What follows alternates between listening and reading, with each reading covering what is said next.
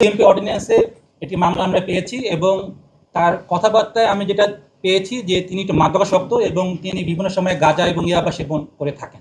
এই ব্যাপারে অভিভাবক আমাদের সেরকমভাবে কোনো বিস্তারিত তথ্য দেন নাই, বাট যখন আমরা মিলনের সাথে কথা বলেছি, মিলন জানিয়েছে কোনো স্বর্ণালঙ্কারের ব্যাপারে তিনি আমাদেরকে কোনো কনফার্মেশন দেননি। কিছু অর্থ নিয়েছেন এটা বলেছেন, বাট পরিমাণটা উনি নিশ্চিতভাবে আমাদেরকে জানাননি।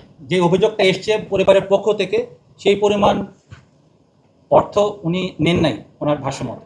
উনি বিভিন্ন জায়গায় ওনার মা বা ওনার ভাই যারা যারা মগবাজার এলাকায় থাকে তাদের কাছে না যেয়ে ওনার দেশের বাড়ি বাগেরহাটে তার যে মামাতো ভাই, তার মামাতো বোনের যে দুলাভাই, তার বাসায় অবস্থান নেওয়ার চেষ্টা করেছিলেন।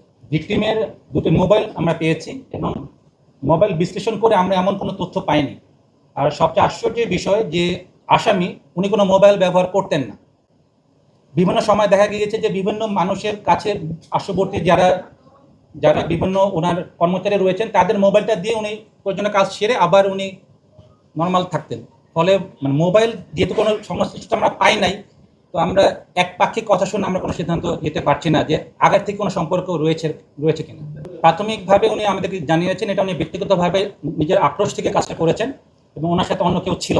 এটা বিভিন্ন মিডিয়ায় আমরা ওটা দেখতে পাচ্ছি, বাট নিশ্চিতভাবে আপনি একপক্ষীয় কথা বা একজনের একটা স্পেকুলেশন থেকে আমরা একটা মৃত ব্যক্তি সম্পর্কে এরকম কোনো তথ্য না দেওয়াটাই আমার কাছে শোভনীয় লেগেছে। আমরা যতটুকু ওনার মুখ থেকে জেনেছি সেটাকে আমি আপনাদের সামনে উপস্থাপন করছি, কারণ তদন্তকারী কর্মকর্তা আরও বিস্তারিত তদন্তে আরও সময় নিয়ে দেখা যাচ্ছে যে একজন আসামি প্রথম প্রাথমিকভাবে একটা তথ্য দিচ্ছে, পরে তারা কনভারসেশনে আরও তথ্য চেঞ্জ করে।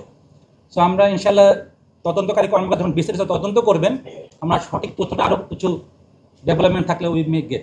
ধর্ষণ চেষ্টার ব্যাপারে আমরা পুলিশকে অবগত করেছি এবং যে আমাদের যে ফরেন্সিক যেটা হচ্ছে রিপোর্ট এখন আসে নাই, ওই রিপোর্টটা আসলে আমরা বিস্তারিত অ্যাকুরেট তথ্যটা পেতে পারবো।